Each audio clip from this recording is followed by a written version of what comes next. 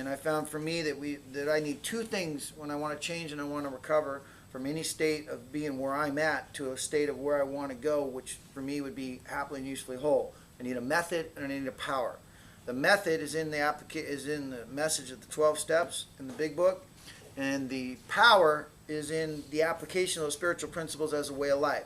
So Wednesday we illustrate the power of the steps, and Sunday we're talking about just purely breaking them down and learning how to read the steps as a way of life, and how when no one's around you can read it yourself and start to read it for your own life and discover any answer you have in your life lies within the paradigm of the 12 steps and can guide you to what you want to know.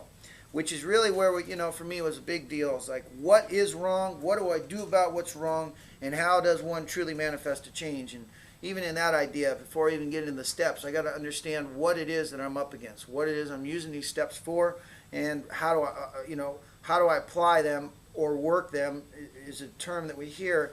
And work means to do something that I've always done with me. Apply them means to align myself with some ideals.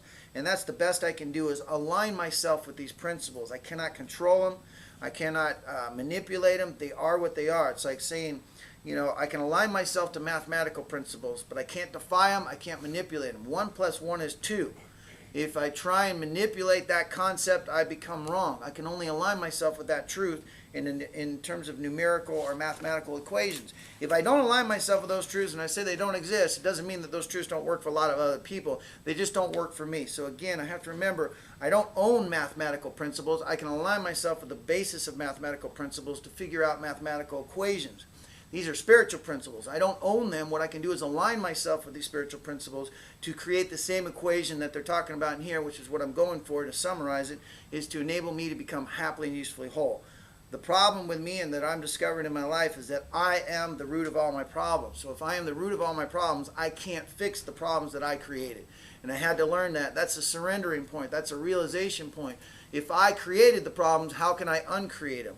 With what I have. Because if what I had was good enough, the problems wouldn't be there. So what I'm doing is I'm incorporating something outside of me into my life to try and change the problems that I've created, because my problems are bigger than me in the fact that I created them. How could the power of me uncreate something I created? And of course we've all tried, so that isn't something I just conclude. Go ahead and try and change who you are and what you are right now based on what you know and what you've done.